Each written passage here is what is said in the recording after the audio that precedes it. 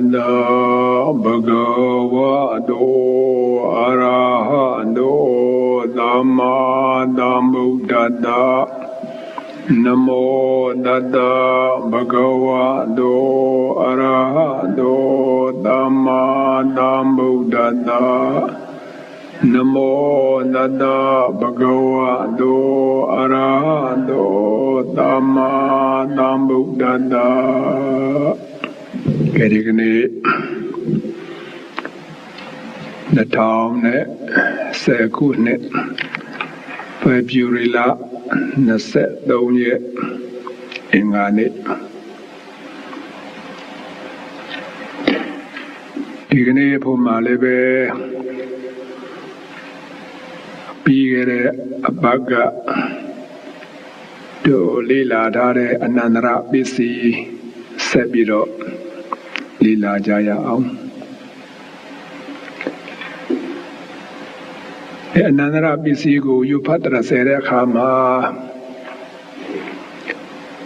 ပစ္စည်းဥပ္ပံအကြောင်းအကျိုးကွဲပြားအောင်ပေါ့နော်ယူပြရမယ်ဆိုကြပါစို့သက္ကုဝိညာဏဓာတုတန်တံမြို့တကာသဓမ္မဒါပစ္စည်းပေါ့မနောဓာတုယတန်တံမြို့တကာနိသဓမ္မနံအနန္တရပစ္စည်းနာပစ္စယောစသဖြင့်ပေါ့နယုပဒခါမအဖြတ်တော့မှန်စေခြင်းပါလေအဲ့တော့ယူတဲ့အချိန်မှလည်းပဲအာယုံပြုနိုင်အောင်ပေါ့ဟောဒါကပစ္စည်းတရားဒါကပစ္စုပန်တရားဒါတိထားဖို့လိုပါတယ်အဲ့တော့သူ့ရဲ့သဘောတဘာဝအဓိပ္ပာယ်မသွားခင်ပေါ့တို့ယူဖတ်တရဆဲတဲ့အခါမှာအာယုံပြုနိုင်အောင်ပေါ့ဒါပရမဇုံဖြစ်တဲ့အပိုက်ကိုကြည့်လိုက်တာပေါ့သက္ကုဝိညာဏဓာတုတဲ့တန်တံမြို့တကာသဓမ္မာမနောဓာတုယာတန်တံမြို့တကာနိသဓမ္မနံနန္ဒရပစ္စည်းနာပစ္စယောဆိုတဲ့နေရာမှာလေသက္ကုဝိညာဏဓာတုဆိုတာဒါမြင်သိစိတ်ပေါ့တန်တံမြို့တကာဆိုတာအဲ့မြင်သိစိတ်နဲ့ရှင်တဲ့စေတသိက်တွေရှိပါတယ်သူကအကြောင်းတရားပေါ့မနောဓာတုယဆိုတဲ့နေရာမှာဒီမှာတံပရိဆိုင်လို့ဆိုတဲ့မနောဓာတ်တန်တံမြို့တကာနာဆိုတဲ့အဲဒီမနောဓာတ်နဲ့ရှင်တဲ့စေတရားတွေပေါ့သူကအကျိုးတရားပေါ့အဲ့တော့အကြောင်းတရားဘက်မှာပါရှိတယ်လေဆိုတော့မြင်သိစိတ်သက္ကုဉာဏဓာတ်နဲ့သူနဲ့ရှင်မောရှင်မဲ့ဖြစ်တဲ့တရားဒါကအကြောင်းတရားပစ္စည်းတရားပေါ့ပစ္စည်းဥပ္ပါတရားဘာရတယ်လဲဆိုတော့တံပရိဆိုင်လို့ဆိုတဲ့မနောဓာတ်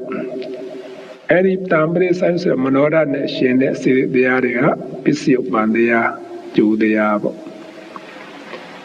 အဲ့ဒါကိုဝိธิစိတ်ဖြစ်ပုံစိတ်အစဉ်ဖြစ်ပုံနဲ့ကြည့်လိုက်စမ်းပါနော်စိတ်အစဉ်ဖြစ်ပုံမှာလေဒီမှာပင်စဒွါရဝိธิတဲ့အစဆုံးနေရာကြည့်လိုက်စမ်းပါအတိဒဘဝင်တကြိမ်အလွန်မှာဘဝင်ကစရဏဘုံဥပိစေရပြီးတော့ပင်စဒွါရဝိဇံဆိုတာတွေ့ပါလိမ့်မယ်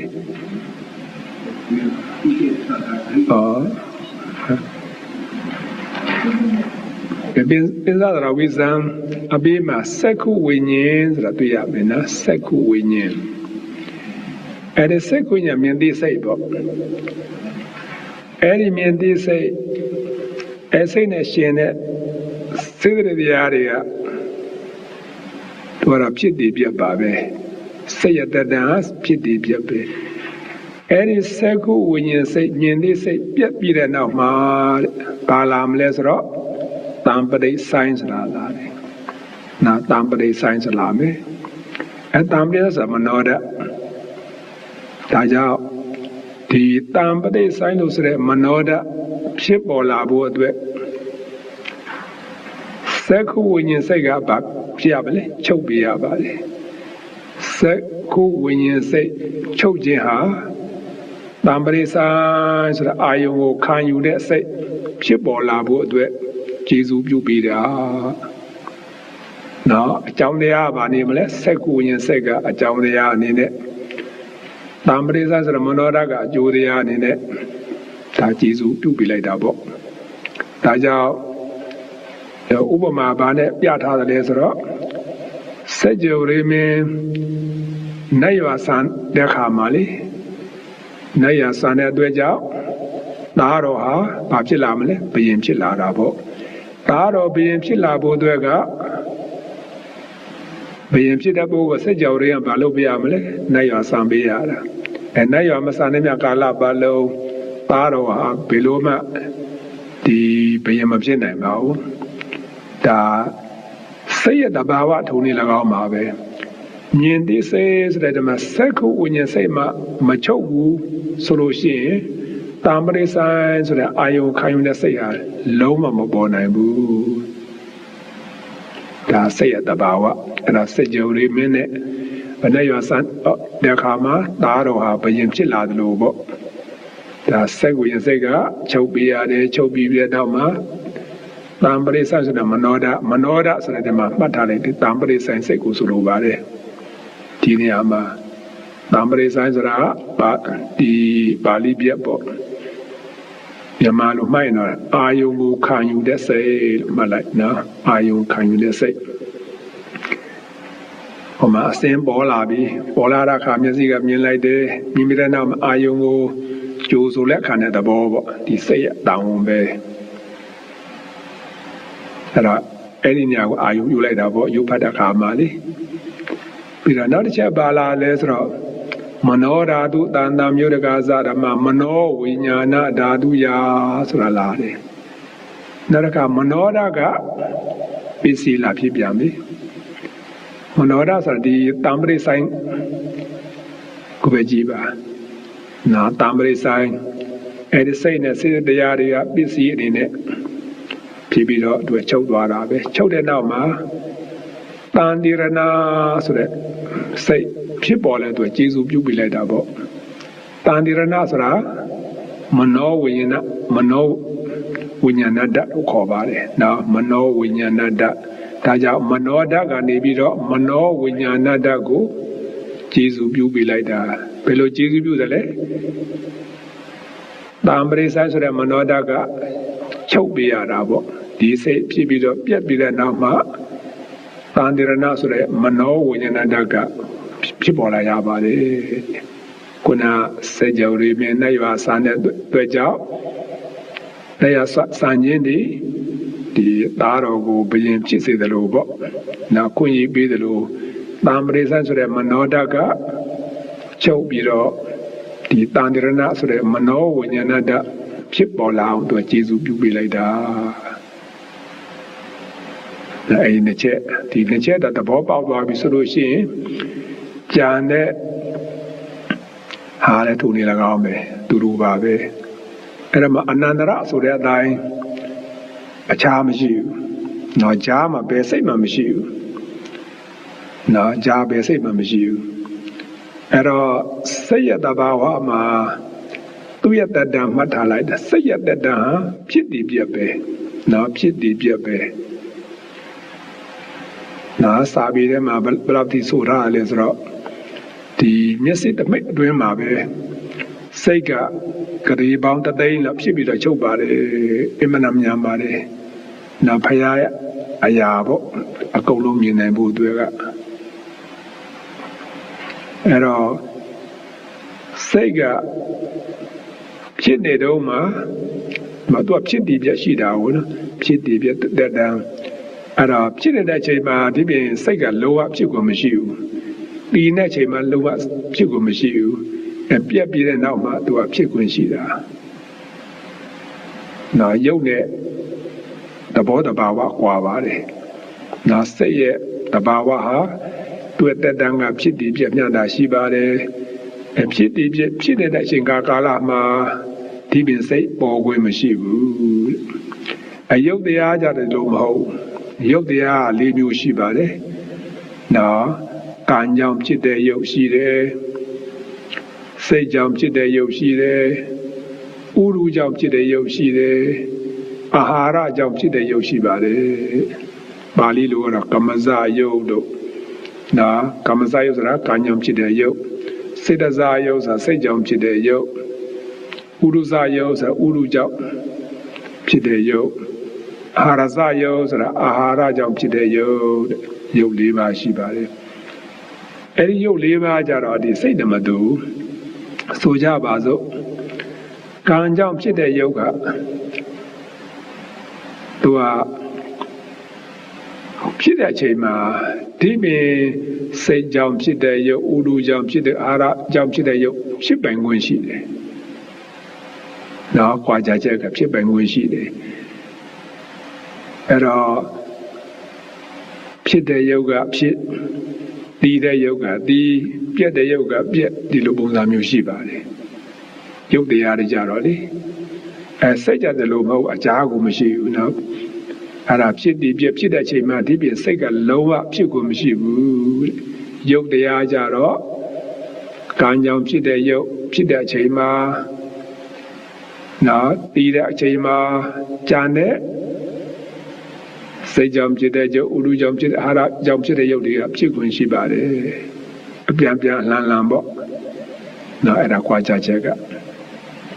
ဒါရအနန္တရပစ္စည်းကျေစုပြုတဲ့အခါမှာသူက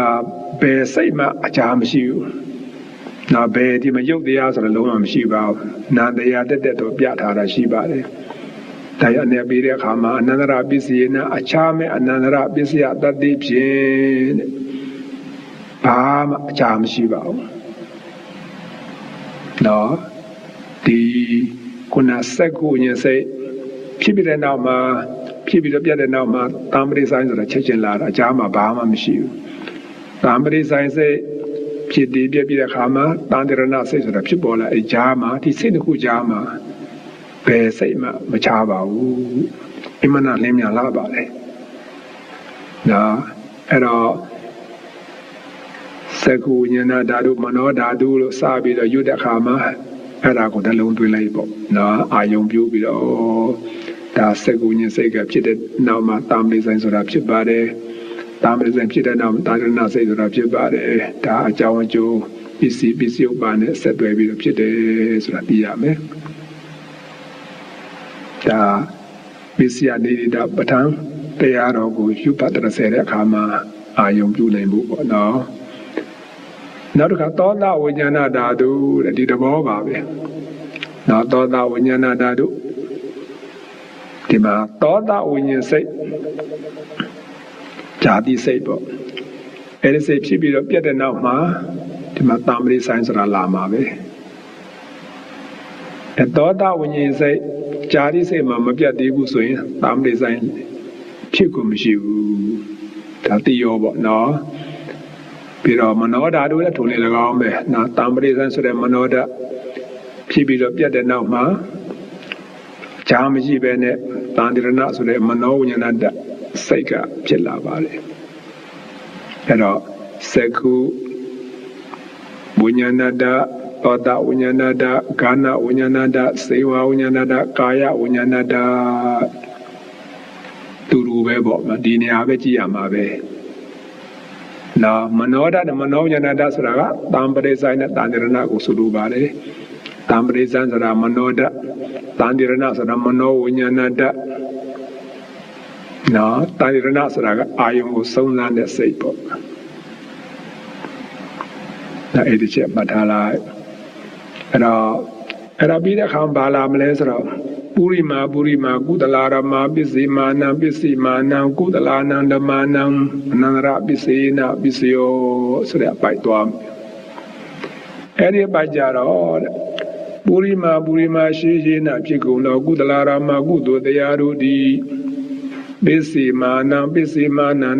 ဖြစ်ကုန်တော့ကုသလာနံဓမ္မနံကုသိုလ်တရားတို့အားအနန္တရာပစ္စေနအနန္တရာပစ္စယတတိဖြင့်ပစ္စယောဥပကာရကောကျေစုပြုတတ်သည်ဟောသည်ဖြစ်၏အဲဒီလိုပုရိမာကုသလာရမစပြီးတော့ရွတ်တဲ့အခါမှာ ဘယ်နဲ့အာယုံပြုရမလဲအာယုံပြုစရာတော့အများကြီးပါပဲလွယ်ကူအောင်ပေါ့လေခုနပင်စဒွါရဝိဓိပဲကြည့်လိုက်ပါ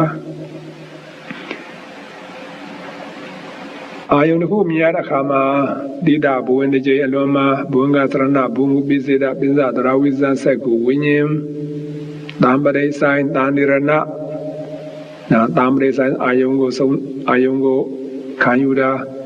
တာနိရဏအာယုံကိုစုံစမ်းတာပြီးတော့ဝုတ်ထောဆိုတာကမနောဒရဝိဇ္ဇံပါအာယုံကိုစုံဖြတ်တာအာယုံကိုစုံဖြတ်တဲ့နောက်မှာဘာလာမလဲဆိုတော့ဇောဆိုတာလာပါတယ်နော်ဇောကအဓိကအချက်ပါပဲဇော9ကြိမ်ပေါ့အများဇော9ကြိမ်လာမယ်နော်9ကြိမ်နောက်မှာသူကတရားယုံတဲ့ကြိမ်ဘဝင်လာမှာပေါ့ဖြစ်တဲ့နေများဖြစ်မှာပေါ့အဲ့တော့ဇောတကယ်လို့များဒီမှာဒီဇောဟာကုသိုလ်ဇောဖြစ်နေမယ်ဆိုလို့ရှိရင်ဆိုကြပါစို့ကိုကကျောင်းကဘုရားသွားတယ်ပေါ့တနေ့ရသွားတယ်တန်ဃာတော်အရှင်မြတ်တွေကိုကိုကဖူးမြင်ရတယ်ဘုရားကိုစင်လူတော်ကိုကိုကကြီးညိုပြီးတော့ပူဇော်ကြတော့တယ်ဆိုတဲ့နေရာမှာအဲ့ဒီချိန်မှာစဉ်းစားကြည့်လေဘယ်ဇောဖြစ်မလဲဆိုတော့ကုသိုလ်ဇောဖြစ်မှာပေါ့နော်ကုသိုလ်ဇောကုသိုလ်ဇောဖြစ်တဲ့အချိန်မှာဒီမှာပုရိမာကုသလာရမဆိုတဲ့နေရာမှာလေရှေးဖြစ်တဲ့ကုသိုလ်တရားတွေဟာနောက်ဖြစ်တဲ့ကုသိုလ်တရားကိုတဲ့အခြားမရှိပဲနဲ့သူကျေစုပြုတယ်ဆိုတဲ့နေရာမှာဒီဇောပေါ့ဇော9ကြိမ်ကိုဇော9လုံးကိုကြည့်လိုက်ပါပရမဇောတဲ့ပရမဇောကနေပဲဒုတိယဇောကိုကျေစုပြုမှာပေါ့ပရမဇောမှာမချုပ်သေးဘူးဆိုရင်ဒုတိယဇောဟာလုံးဝဖြစ်ကုန်မရှိဘူးမှတ်ထားလိုက်နော်အဲ့တော့ဒုတိယဇောဖြစ်ပေါ်လာဖို့အတွက်ကပထမဇောကချုပ်ပြရတယ်ခုနစကြဝဠာမိနတ်ရွာစံတလို့ပေါ့နော်နေရာစံတော်အပြင်ဒါတော့ဘယင်ဖြစ်ရတယ်လို့ပေါ့ပထမဇောချုပ်ပြတဲ့နောက်မှာဒုတိယဇောကိုဖြစ်ခွင့်ရပါတယ်တဲ့အဲ့ဒါကိုပြင်ပထမဇောကနေပြီးတော့ဒုတိယဇောကိုဖြစ်ပေါ်လာကျေစုပြုတယ်လို့ဆိုလိုပါတယ်ပထမဇောကအကြောင်းတရားပစ္စည်းတရားပေါ့ဒုတိယဇောကပစ္စယုပ္ပံအကျိုးတရားပေါ့ထိုနည်းသူစွာပဲတဲ့ဒုတိယဇောကတို့လည်းဖြစ်တည်ပြက်ပဲတက်တာအမှန်လင်းမြန်ပါတယ်ဒုတိယဇောချုပ်ပြတဲ့နောက်မှာတတိယဇောကဖြစ်ပေါ်လာရပါတယ်တတိယဇောချုပ်ပြီးမှပဲသဒုဒ္ဒဇောလာမယ်သဒုဒ္ဒဇောချုပ်ပြီးမှပိစမဇောလာမယ်ပိစမဇောချုပ်ပြီးတဲ့နောက်မှာသတ္တမဇောလာမယ်သတ္တမဇောဖြစ်ပြီးတဲ့နောက်မှာတတ္တမဇောဆိုတာလာမယ်အဲ့တော့ရှေ့ဖြစ်တဲ့စိတ်ကချုပ်ပေးရတယ်ချုပ်ပြီးမှဒါလေနောက်စိတ်ကဖြစ်ခွင့်ရှိပါတယ်အဲ့ဒါကိုပဲရှေးဖြစ်တဲ့ကုသိုလ်တရားကနောက်ဖြစ်တဲ့ကုသိုလ်တရားကိုအနန္တရပစ္စည်းအနေနဲ့ကျေစုပြုတယ်ဆိုတာဒီဇော9ချက်ကိုပဲဇော9ကြိမ်ကိုပဲအာယုံပြုပြီးတော့ရွတ်တာပေါ့လေနော်ရွတ်လဲရွတ်ပေါ့စင်ញင်လဲစင်ញင်သူ့သဘောတရားလည်းသိပေါ့နော်ကုသိုလ်ဇောဆိုတာကုသိုလ်ဖြစ်တဲ့ချိန်မှာကုသိုလ်ဇော9ကြိမ်ဖြစ်တယ်ဒါ9ကြိမ်ဆိုတော့တစ်ကြိမ်ပရမကြိမ်ချုပ်ပြီးမှဒုတိယကြိမ်ကလာမှာအဲ့ဒါကိုကုသိုလ်ကနေပြီးတော့ကုသိုလ်ကိုကျေစုပြုတယ်လို့ဒီပါတစ်ချက်နော်နောက်ဒုတိယချက်ပါလာမလဲပုရိမာကုသလာရမပစ္စည်းမာနအဗျာကဒါနံဓမ္မနံနန္ဒရာပစ္စည်းနာပစ္စယောကုသိုလ်ကနေအဗျာကဒကျေစုပြုတာဒုတိယချက်လေကုသိုလ်တရားကနေပြီးတော့အဗျာကဒတရားကိုကျေစုပြုတယ်တဲ့အဲ့ဒီမှာဟိုလေးမကြည့်လိုက်ပါတတ္တမဇောပဲကြည့်လိုက်တာပေါ့တတ္တမဇောဆိုမှာကုသိုလ်ဇောထားလိုက်ပါတော့နော်ဒီဇော9ကြိမ်မြောက်ဟာကုသိုလ်ဇောကုသိုလ်ဇောကနေပြီးတော့သူကတက်တန်းကဖြစ်တည်ပြက်ပဲလေသူချုပ်ပြတဲ့နောက်မှာဘာလာမလဲတရားယုံဆိုတာလာမယ်တရားယုံဆိုတာအဗျာကဒပဲနော်အဗျာကဒပဲကုသိုလ်လည်းမဟုတ်အကုသိုလ်လည်းမဟုတ်ဘူးဒါဝိပဿိတ်ပေါ့နော်ဝိပဿိတ်ဝိပဿိတ်ဒါကြောင့်ဒီတတ္တမဇောအလုံးကိုကြည့်ပြီးတော့ကုသိုလ်တရားဒီတတ္တမဇောဆိုတဲ့ကုသိုလ်ဟာချုပ်ပြီးတဲ့နောက်မှာချုပ်တော်အပြင်ဒီတရားယုံဆိုတဲ့အဗျာကဒစိတ်စာပေါ်ခွင့်ရှိပါတယ်တွေ့တယ်နော်ဒါကုသိုလ်ကနေပြီးတော့အဗျာကဒကိုကျေစုပြုတယ်ဆိုတဲ့နေရာမှာ နော်အဲ့ဒါလေးအာယုံပြုပြီးတော့ယူလိုက်မယ်ဆိုရင်အမှန်တန်ကောင်းပါတယ်နော်သဘောလည်းပေါက်သွားတာပေါ့ဒါကုသိုလ်ကနေပြီးတော့အပြာကတအခြေစုပြုပုံပေါ့အဲ့တော့ကုသိုလ်ကနေကုသိုလ်အားကျေစုပြုတယ်ကုသိုလ်ကနေအပြာကတကိုကျေစုပြုတယ်အခုတစ်ချက်သွားလိုက်အောင်အာကုသိုလ်ကနေအာကုသိုလ်ကိုကျေစုပြုတာနာပုရိမာအာကုတလာရမပစ္စည်းမာနပစ္စည်းမာနအာကုတလာနန္ဒမာနအနန္တရပစ္စေနပစ္စယောအနေဒီဘေကတော့ခုနကုသိုလ်တိုင်းပါပဲနာပုရိမာရှိနေဖြစ်ကုန်တော့အာကုတလာရမအာကုသိုလ်တရားတို့ဒီပစ္စေမာနနောက်နောက်ဖြစ်ကုန်တော့အာကုတလာနန္ဒမာနအာကုသိုလ်တရားတို့အားအနန္တရပစ္စေနအခြားမဲ့အနန္တရာပစ္စယတတိဖြင့်ပစ္စယောဥပကာရကောကျေစုပြုတတ်သည်ဟောဒီဖြစ်၏အဲ့ဒီပင်စဒွါရဝိธีကိုပဲအာမြူလိုက်ပါအာယုန်တစ်ခုကိုမြင်ရတဲ့အခါမှာနော်အစင်းတစ်ခုမြင်ရတဲ့အခါမှာအတိဒဘွင်တခြင်းလွင်တွင်ဘွင်ကစရဏဘွင်ကိုပစ္စေတာပင်စဒွါရဝိဇံစက္ခုဝိညာဉ်တံပရိဆိုင်တာနိရဏ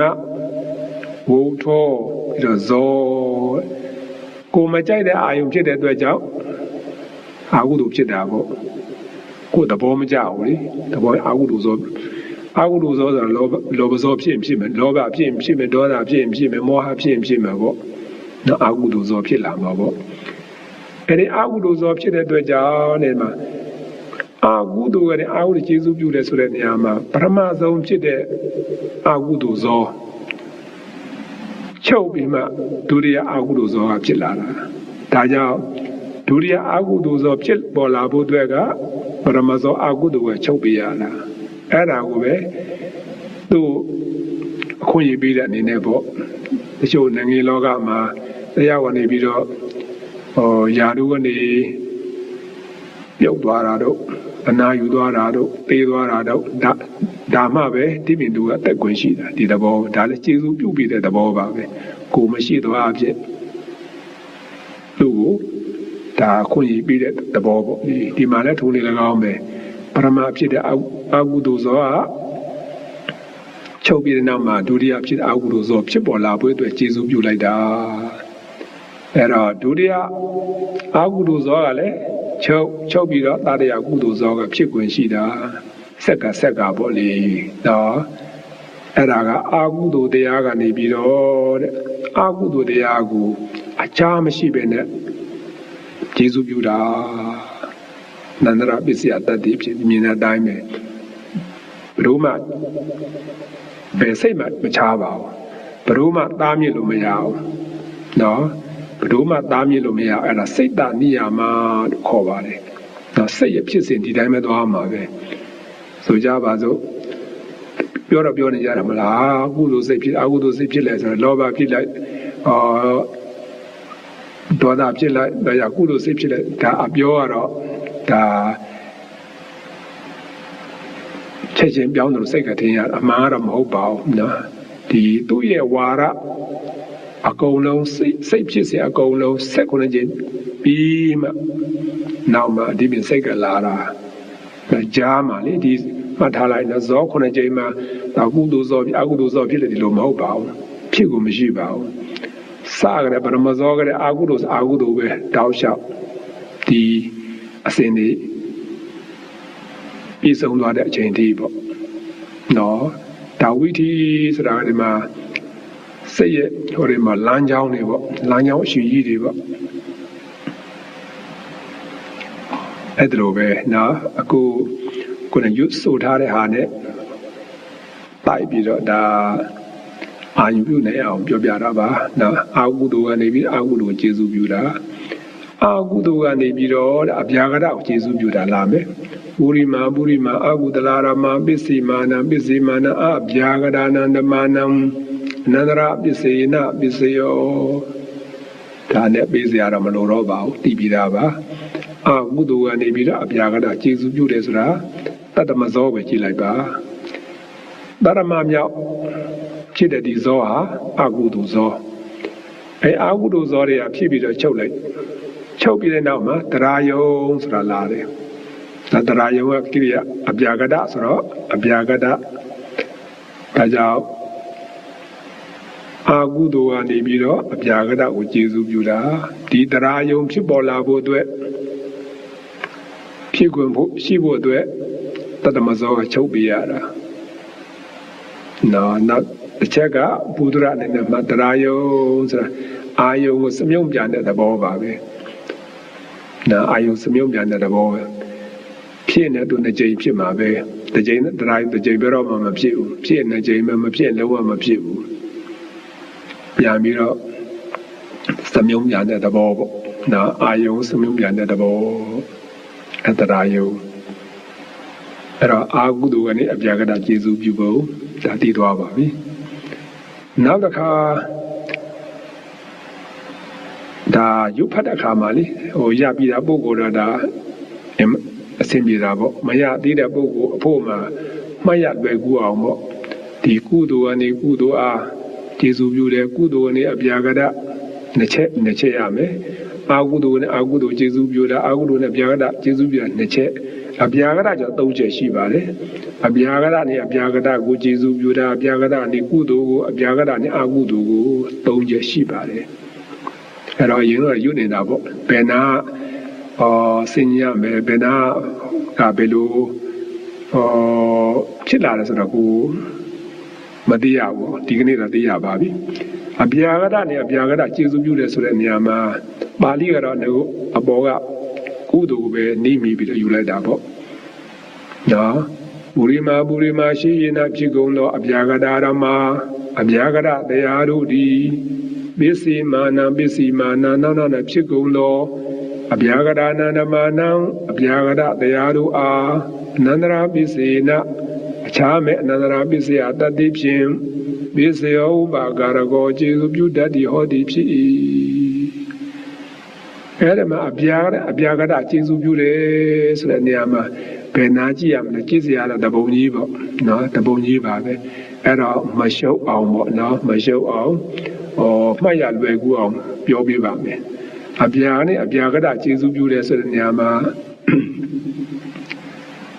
ဘယ်နာလို့ရင်ကောင်းမလဲဆိုတော့တရာယုံကိုပဲကြည့်မလားရတာပါပဲတရာယုံတစ်ချက်ရှိတယ်မလားတရာယုံဆိုတာဝိဘက်စိတ်ဝိဘက်ဆိုတာကဒီကုသိုလ်လည်းအကုသိုလ်လည်းမဟုတ်နောက်ဒီဟောရင်ပေါ့အကျိုးတရားတွေပေါ့အဲ့တော့ပရမတရာယုံဖြစ်တည်ပြပဲသူတက်တန်ကချုပ်ပြီးတဲ့နောက်မှာဘာလာမလဲဒုတိယတရာယုံဆိုတာလာပါတယ်ပရမတရာယုံလည်းအပြာကတပဲဒုတိယတရာယုံအပြာကတပဲအဲ့ဒါကိုပဲအပြာကတကနေအပြာကတကျေစုပြုတယ်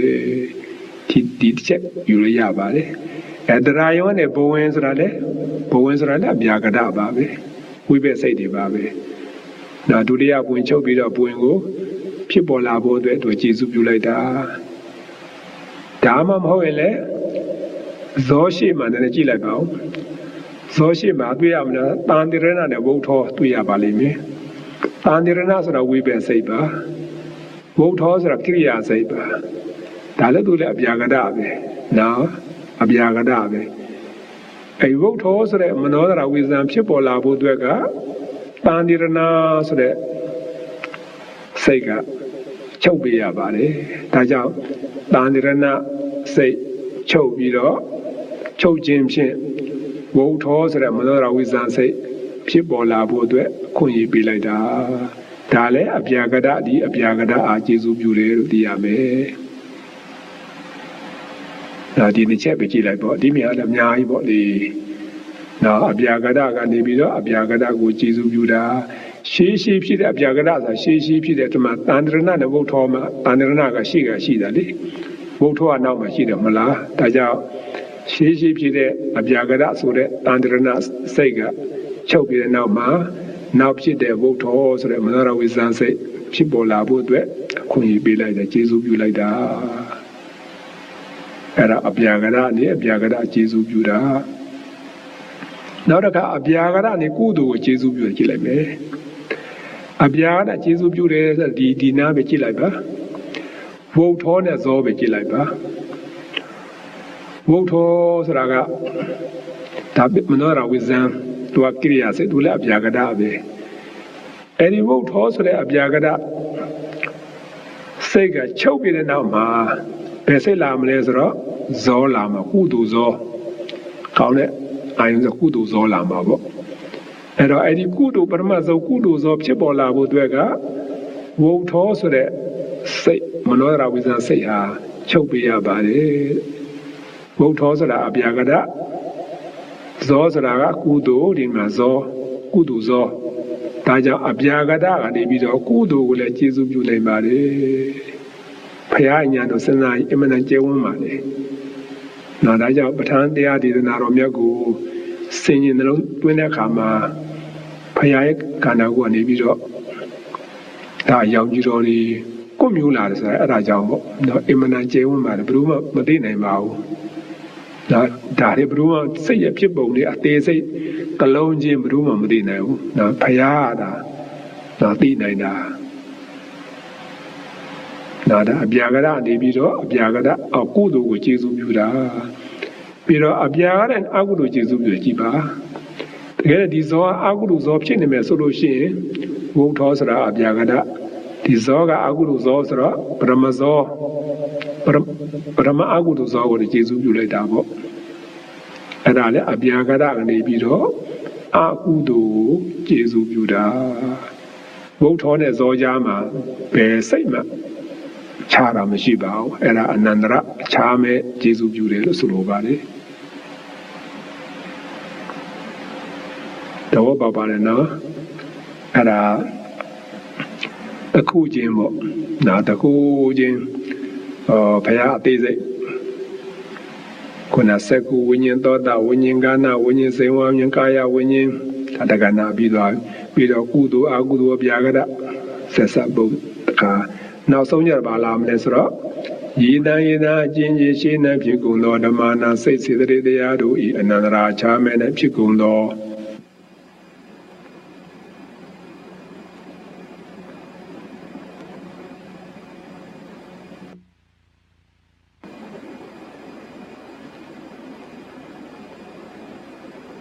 ဤရှိဖြစ်တဲ့စိတ်စေတသိက်တရားတွေက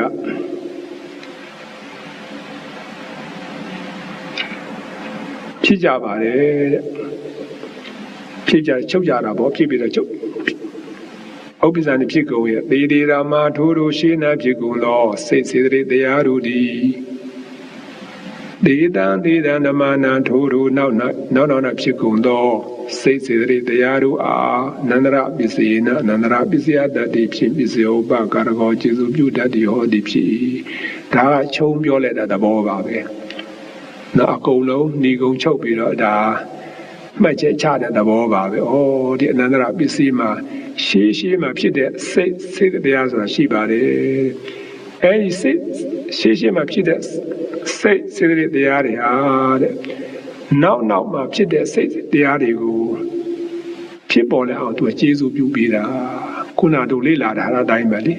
ရှေးစိတ်ဖြစ်ပြီးတဲ့နောက်မှာဖြစ်ပြီးတော့ချုပ်ပြီးတဲ့နောက်မှာနောက်စိတ်ဆိုတာဖြစ်ခွင့်ရှိပါတယ်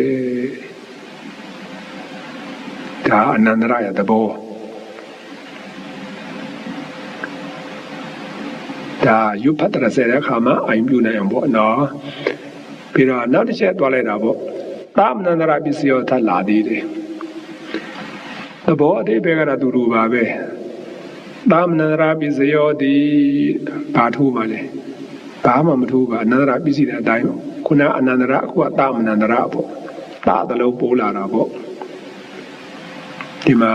သာမဏန္တရပစ္စယေနာကောင်းစွာအခြားမဲ့သာမဏန္တရပစ္စယတတ္တိဖြင့်ပစ္စယောဥပကာရကောကျေစုပြုတတ်သည်ဟောသည်ဖြစ်၏အဲ့ဒါမှာဘာဥပမာနဲ့ပြထားတယ်ဆိုတော့သာမဏန္တရပစ္စယေနာ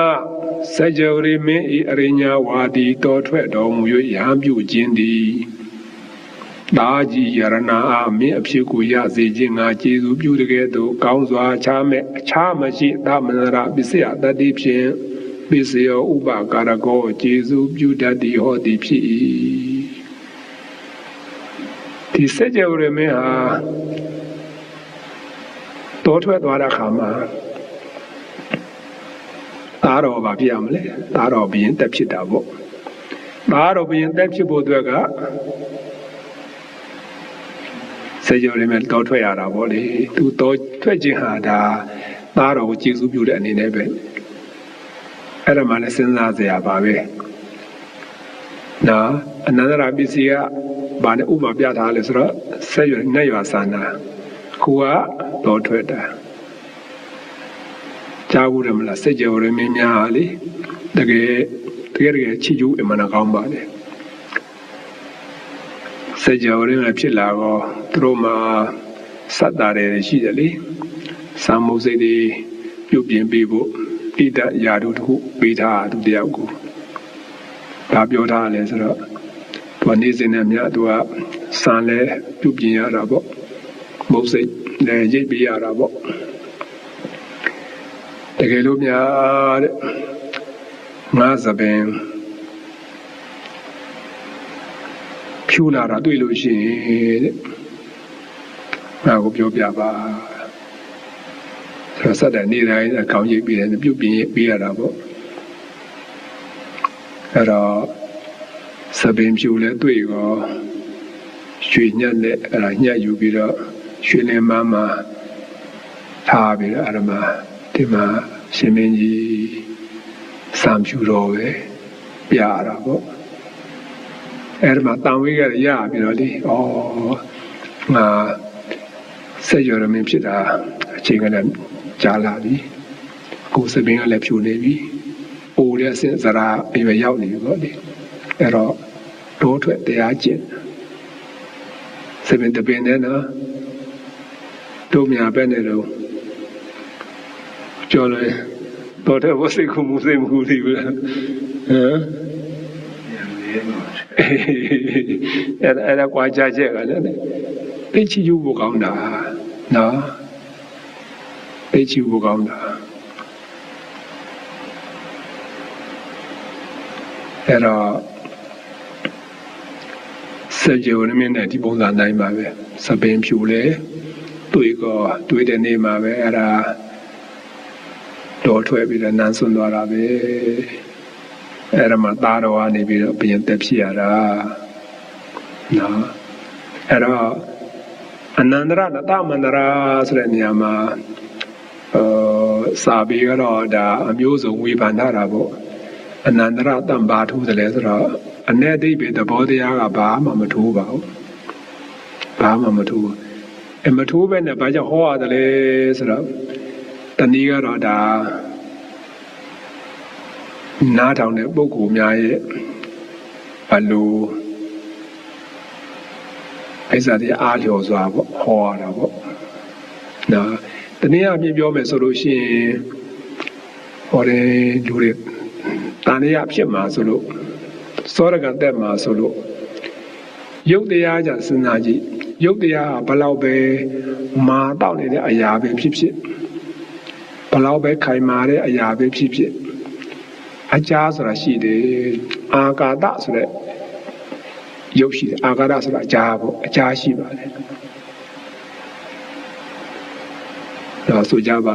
စိတ်နှုံးမဲ့ထားလိုက်ပါတော့ကြည့်တော့ကိုမမြင်အမှန်မှရုပ်ကလတ်တစ်ခုနဲ့တစ်ခုကြားမှာလေဒီအာဂါဒတဆိုတာရှိပါတယ်အကြာရှိတယ်ဒါအကြာရှိပြီတော့သူကကျေစုပြုတာအဲ့ဒီနန္တရားတွေကတဲ့ရုပ်တရားလိုပဲအကြာရှိပြီကျေစုပြုသလားလို့စောရကအသက်ဝင်ရှိတဲ့အတွက်ကြောင့်ဒီမှာတမနန္တရာတဲ့ကောင်းစွာအခြားမဲ့အနန္တရာပစ္စယတတ်တယ်လုံးဝအကြာမရှိဘူးနော်အလုံးဝအကြာလုံးဝအကြာမရှိဘူးနန္တရားဆိုတာဒီမှာစိတ်နဲ့စိတ်ကြားမှာလေကျေစုပြုတဲ့အခါမှာဘယ်စိတ်မှအခြားတာမရှိဘူးနော်မြင်ရတဲ့အတိုင်းကာယတမနန္တရာဆိုတဲ့ဒီတမနန္တပစ္စည်းကိုဘုရားအဆက်ဟောထားတာအဲတနည်းအားဖြင့်တော့ပုဂ္ဂိုလ်ရဲ့အလိုကိုလိုက်ပြီးတော့ဟောရတဲ့သဘောပါဒါသဘောတရားကအတူတူပါပဲအဲ့ဒါကဒီယုဖတ်တရစေတဲ့အခါမှာအာယုံပြုနိုင်ဖို့အတွက်ပေါ့လေအခုပြထားတဲ့နေရာမှာကြည့်လိုက်စမ်းပါ ဒီအဲ့ဆိုးရိုးတွေကရထားစေခြင်းပါလေနာစိတ်ရဖြစ်စဉ်ဒီပုံစံတိုင်းပါပဲနာတစ်ခါတော့ဆိုကြည့်စမ်းပါအောင်ဆိုးရိုးလေးအတော့ဒါတို့ဆုံးပါပဲနော်ဆိုရကိုမြင်အာယုန်ကိုမြင်ရတဲ့အချိန်မှာစိတ်ရဖြစ်ပုံဘယ်လိုဖြစ်ကြသလဲဆိုတော့အတိတဘဝင်တကြည်အလွင်တွင်ဘဝင်ကစရဏဘဝင်ကုတ်ပိစေတာပင်စဒရာဝိဇံသကုဝိညာဉ်တံပရိဆိုင်တန်ဒီရဏဝုထောဇောခုနှစ်ကြိမ်တရားယုံနှစ်ကြိမ်ဖြစ်ပြီး၍ထို့နောက်ဘဝင်ဖြစ်တတ်တယ်များဖြစ်၏အဲ့ဒါမှဘဝင်ဖြစ်တတ်တယ်ဖြစ်၏ဆိုတာအတိုင်းသာမရှိပါဘူးသိတာဘုရားဒီဝိသိစိတ်ဖြစ်ပုံကအကြားမရှိဘဲနဲ့တစ်ခုနဲ့တစ်ခုတို့အကျေးဇူးပြုသွားတာဒီကြားမှာဘယ်စိတ်မှမဝင်ပါဘူးအဲ့ဒီဝါရလည်းပြည်ဆုံးတော့ဘဝင်ဆိုတာလာပါတယ်နော်ဘဝင်ဆိုတာရှိပါတယ်ဘဝင်ကသူခုနပြောသလိုပေါ့ဖြစ်နေနေဖြစ်ထိုက်တယ်ဆိုတာအကျိန်နေနေလည်းဖြစ်နေအကျိန်မြောက်များစွာလည်းဖြစ်နေတာပဲဘဝင်ဆိုတာဘဝင်ချင်းရောက်ပြောရလို့ရှိရင်တော့ဒီမှာအဲ့ပြောတဲ့အချိန်မှာဒါဘဝင်ပဲဒါတော့ဆက်ပြီးတော့ဖြစ်တဲ့အတွက်ကြောင့်တည်တာတော့ဗောနော်ဘဝင်အဲ့ပြောတဲ့ဟာဘဝင်ကြနေတယ်ဆိုတော့ဒါဒီပါဠိစာပြီးယူသုံးတဲ့သဘောပါဘဝင်ကြဆိုတာအဲ့ဒါအဲ့ပြောတဲ့သဘောပါပဲနော်အဲ့မပြောတာတော့မှပဲဝိသိစိတ်တစ်ခုနဲ့တစ်ခုကြားမှာ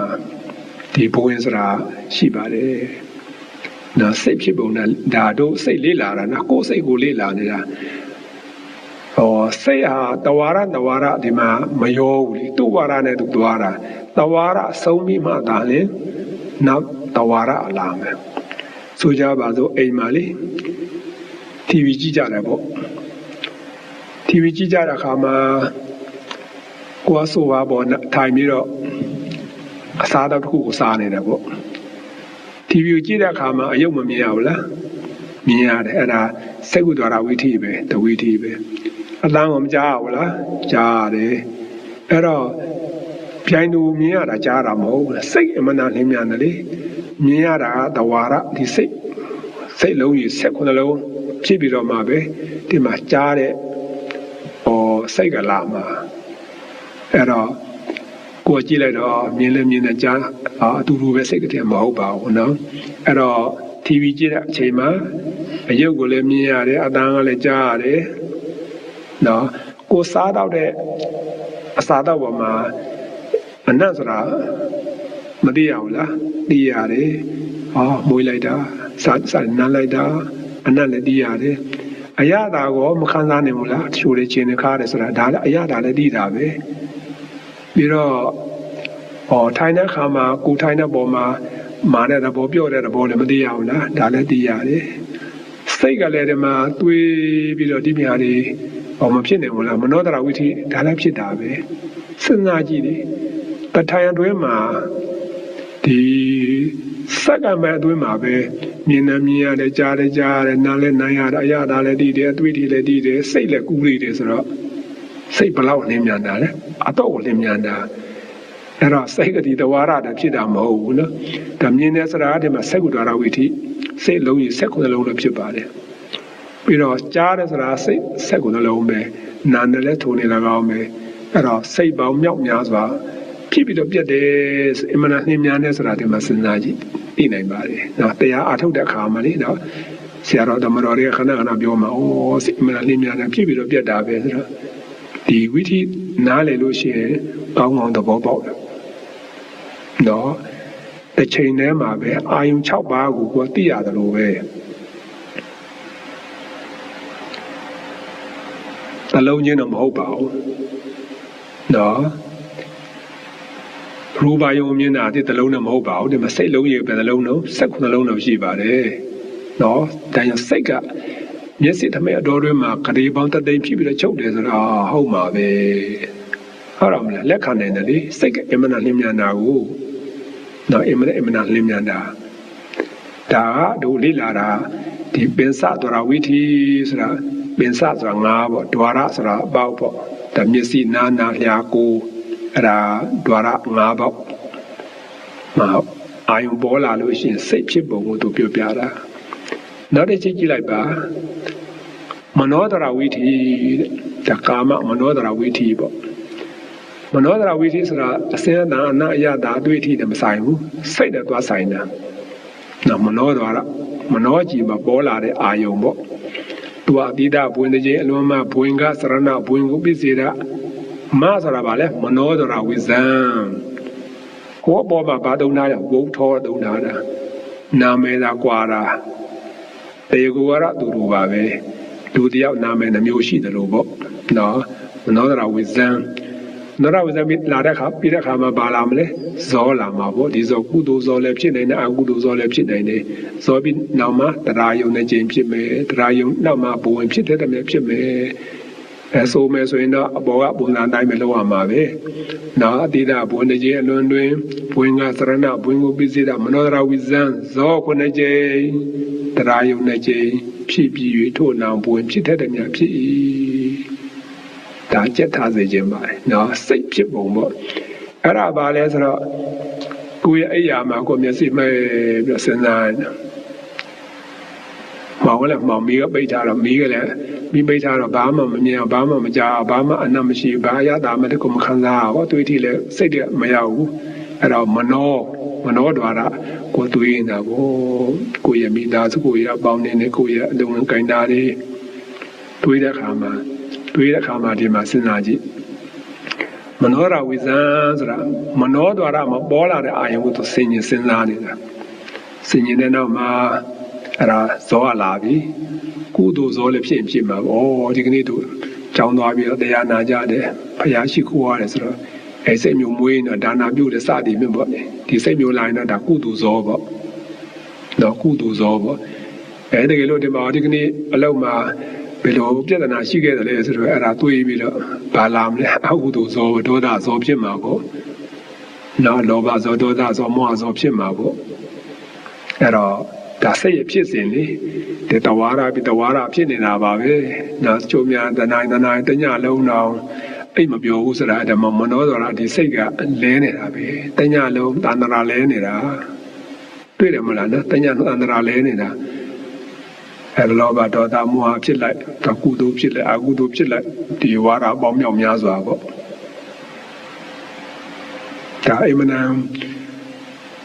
စိတ်ဝင်စားဖို့လည်းကောင်းပါလေသိဖို့လည်းအမှန်တန်သင့်ပါလေဒါစိတ်ဖြစ်ပုံလေဒါစိတ်ဖြစ်ပုံတဲ့အမှန်အရေးကြီးတာအဲ့ဒါပိုင်းနိုင်တဲ့သဘောပေါက်သွားလို့ရှိရင်ဝိပဿနာတရားပွားများအထုတ်တဲ့အခါမှာအများကြီးကျေစုပြုတာနော်အများကြီးကိုကျေစုပြုတာနော်မနောဒရဖြစ်ပုံနော်အဲ့ဒါဇောဆိုတဲ့နေရာမှာတကုသိုလ်ဇောလည်းဖြစ်နေတယ်အကုသိုလ်ဇောလည်းဖြစ်နေတယ်ဆိုတာဒီထားမယ်အဲ့ဒါမှာကာမမနောဒရဝိသီဆိုကာမဘုံမှာဖြစ်ပေါ်လာတဲ့မနောဒရဝိသီကိုဆိုလိုပါတယ်ဒါအကြမ်းဖြင့်သိအောင်ပေါ့လေပြောပြတာပါ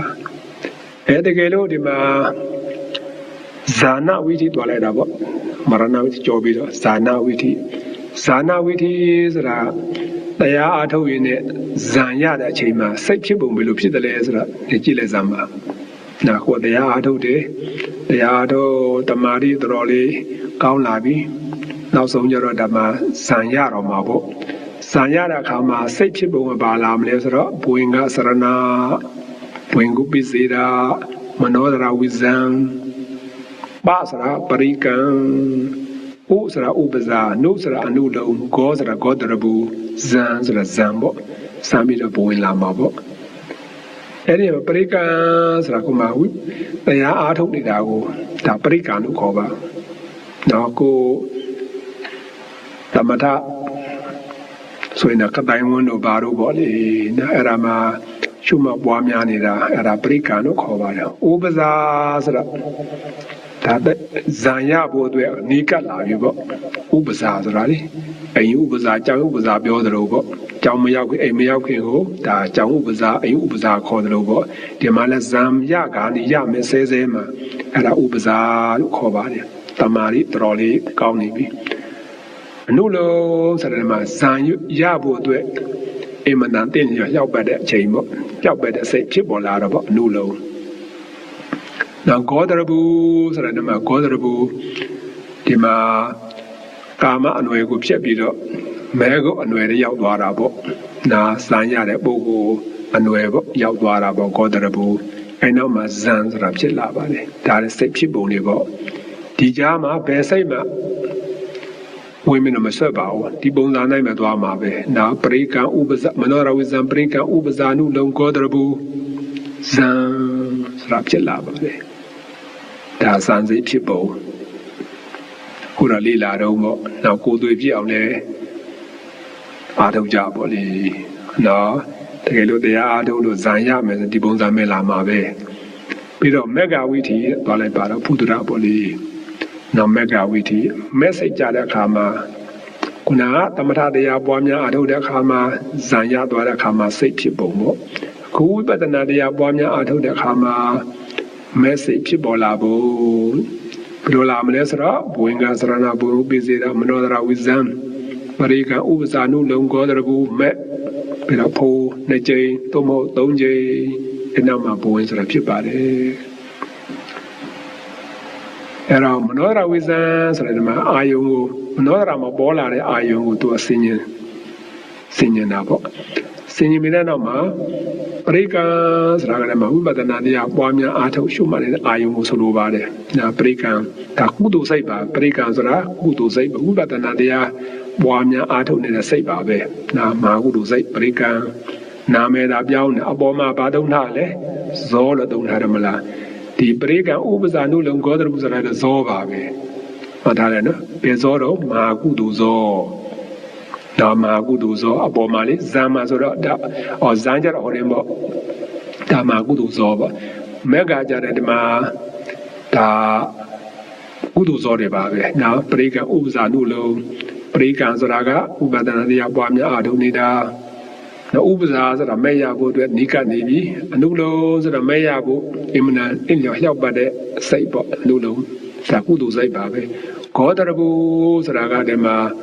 ပုရုษရဲ့အနွယ်ကိုဖြတ်ပြီးတော့အရိယအနွယ်ကိုရောက်သွားတဲ့စိတ်ပေါ့နော်အဲဒီဂေါတရပုဆိုတဲ့စိတ်ဟာသူတော်မဟာကုသိုလ်စိတ်ပဲဒါနိဗ္ဗာန်ကိုသူအာရုံပြုတာနော်ဒီမဟာကုသိုလ်စိတ်ထဲမှာနိဗ္ဗာန်ကိုအာရုံပြုနေတဲ့ဒီစိတ်ပဲနော်ဂေါတရပုတဲ့အဲ့တော့ဂေါတရပုဆိုတာပုရုษရဲ့အနွယ်ကိုဖြတ်ပြီးတော့အရိယအနွယ်တို့ရောက်သွားတာပေါ့အဲချင်းကပုရုษမဟုတ်တော့ပါဘူးအရိယာပုဂ္ဂိုလ်သောတာပန်ဂရနာငါဖြစ်သွားပြီပေါ့ဒီဒါဂေါတရပုအဲဂေါတရပုနောက်မှာမဲ့ဆိုတာလဲမဲ့ဆိုတာပါလေဒါသောတာပတိမဲ့စိတ်ပေါ့ဒါသောတာပတိမဲ့စိတ်ဖို့ဆိုတာကသောတာပတိဖို့ပေါ့စိတ်ဖြစ်လာတာပေါ့ဒါသောတာပန်ဖြစ်သွားတာဖို့စိတ်နှစ်ကြိမ်သုံးကြိမ်ဖြစ်မယ်အဲ့တော့ဝိပဿနာတရားဘာဝနာပွားများအားထုတ်လို့မဲ့တရားရသွားမယ်ဆိုလို့ရှိရင်စိတ်ဖြစ်စဉ်ဒီပုံစံနိုင်ဖြစ်ပါတယ်ဆိုပြီးပါနော်အဲ့ဒီမှာလည်းခုနယူထားတဲ့တဲမှာလေရှေးဖြစ်တဲ့ကုသိုလ်တရားနောက်ဖြစ်တဲ့ကုသိုလ်တရားကိုကျေစုပြုတယ်ဆိုရင်ဒီမှာအကုန်လုံးယူလို့ရတာကြီးပါအမှန်တကျဲဝန်းပါလေနောက်စိတ်ကနောက်ရှေးကုသိုလ်စိတ်ကနောက်ကုသိုလ်စိတ်ကိုကျေစုပြုတာရှေးကုသိုလ်စိတ်ကနောက်အပြာကတာစိတ်ကိုကျေစုပြုတာဘယ်နေရာကြည့်လို့ရတာကြီးပါပဲဒါသဘောပေါ့လေပြီးတော့တစ်ချက်သွားလိုက်ပါဦးဇာနာတမပတ္တိဝိသီတဲ့တကယ်တော့မြဇံကိုဝင်စားမယ်ဆိုလို့ရှိရင်စိတ်ဖြစ်ပုံဘယ်လိုနေမလဲတဲ့တချို့များခုနဇံရပြီးနေပြီရပြီးတော့မိမိရဲ့ကမ္မဋ္ဌာန်းအာယုံပေါ်ရမရှိမှသုံးသပြီးတော့ပွားများအားထုတ်နေတာပေါ့ဒါကြောင့်ဇံဝင်စားတာပေါ့လေစိတ်ကဘယ်လိုနေမလဲဆိုတော့ဘဝင်္ဂစရဏဘုံပိစဒမနောဒရဝိဇံပရိကံဥပဇာနုလုံနုလုံတော့ဗောဂေါတရပုမလာတော့ဘူးလေဇံလာမယ်ဇံအချိန်ပေါင်းမြောင်များစွာပေါ့တဏှာကြီးလည်းနေနေနှစ်နာရီလည်းနေနေဇံနဲ့နေတာနာဇံချနာခံစားနေတာပေါ့ဇံတဏှာတချို့များဆိုတော့တညလုံးလုံးနေနေတာပဲ ချို့များဆိုညနေကနေပြီးတော့၄နာတရားထိုင်မနေ့9နိုင်မှတရားပြုတ်တာအဲ့ဒါဇံဝင်စားတချို့ကျတော့ဖလားဓမ္မဘဝင်စားတာဇံရတဲ့ပုဂ္ဂိုလ်ဇံဝင်စားတာပေါ့ဖလားဓမ္မပဝိသီတဲ့အဲ့ဒါဖို့ဝင်စားတာပေါ့နောက်အရိယာပုဂ္ဂိုလ်များမှာတကယ်လို့များတမာရီကောင်းကောင်းနဲ့ဖို့ဝင်စားခြင်းနဲ့ဆိုဘယ်လိုလာမလဲဆိုတော့သူလည်းဘဝင်ကစရဏဘုံဥပိစေတမနောဒရာဝိဇံပရိကံဥပဇာနုလုံးပြီးတော့ဖို့အချိန်ပေါင်းမြောက်များစွာမယုံတဲ့နေအောင်ဖြစ်ပါတယ်တဏှာလည်းဖြစ်နေတာနာနာလည်းဖြစ်နေတညလုံးတစ်နေ့လုံးလည်းဖြစ်နေတာပဲနောက်ဖို့ဝင်စားလို့ရပါတယ်ဒါစိတ်ရဲ့ဖြစ်ပုံတွေပေါ့နော်စိတ်ရဲ့ဖြစ်ပုံတွေဒါအသေးစိတ်သွားမယ်ဆိုတော့လုံးချင်းပြောမယ်ဆိုတော့ပြောလို့မဆုံးနိုင်ပါဘူးအခုနောက်ဆုံးအနေနဲ့မရဏတာဏဝိသီသွားကြမယ်မရဏတာဏဝိသီဆိုတော့ကာမမနောရဝိသီနောက်အောက်မှာလေမရဏတာဏဝိသီတည်တဲ့အချိန်ကာလမှာစိတ်ဖြစ်ပုံပေါ့နော်တည်တဲ့အချိန်ကာလမှာစိတ်ဖြစ်ပုံကဘာနေမလဲဆိုတော့ဘုရင်ကစရဏဘုံပိစေတမနောရဝိဇံဇော5ချိန်ပဲဖြစ်မယ်ဇော5ချိန်ဖြစ်မယ်ဇော5ချိန်ပြီးတော့တရားယုံ2ချိန်ဘဝင်ပြီးတော့ဗာလာမလဲသုတိလာမယ်သုတိပြတဲ့နောက်မှာ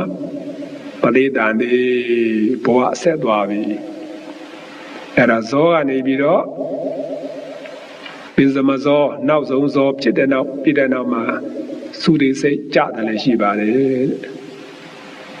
အဲ့တရားယုံ2ချိန်နောက်မှာဘဝင်မလာတော့ပဲနဲ့သုတိကြတယ်လည်းရှိပါတယ်မျိုးစားရှိနေတယ်ပေါ့အဲ့တော့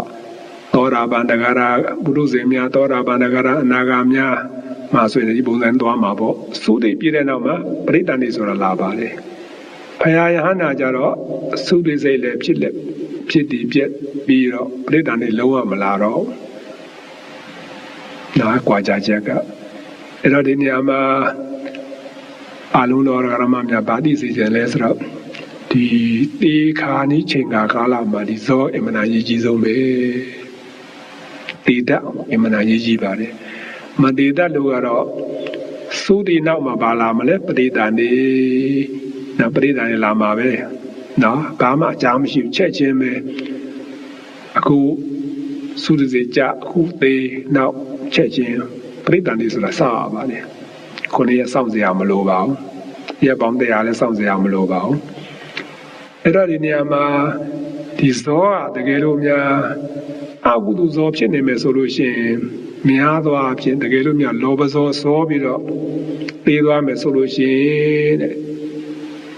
လောဘဇောနောက်မှာသုရိလာမှာသုရိနောက်မှာပရိသန္တိလာပရိသန္တိလာမလဲဆိုတော့လောဘဇောဆိုတော့ပြိတ္တာဖြစ်ဖို့များတယ်နော်ဒေါသဇောစောမယ်ဆိုရင်ဒေါသကြောင့်ပေးသွားမယ်ဆိုလို့ရှိရင်များသောအားဖြင့်အပေငရဲကြမယ်အဲဒီဇောကမောဟဇောဖြစ်နေမယ်ဆိုရင်တော့ဒီပြိတ္တန်တွေကတိရစ္ဆာန်ဖြစ်ဖို့များတယ်နော်ဒါကြောင့်ဒီကနေ့ချိန်ကာလအမှန်အရေးကြီးပါတယ်ဒါရတော့ဒါနာပြုတဲ့တိလစောက်တည်တဲ့ဘာဝနာတရားပွားများအားထုတ်တယ်ဆိုတာကဒါမဲ့တရားဖို့တရားလေးရနေအောင်ပေါ့အတိလည်းကောင်းအောင်ပေါ့တိလည်းတည်တတ်အောင်ဒါလေ့ကျင့်ရတာပဲနော်ဒီမှာကြောက်ကြလား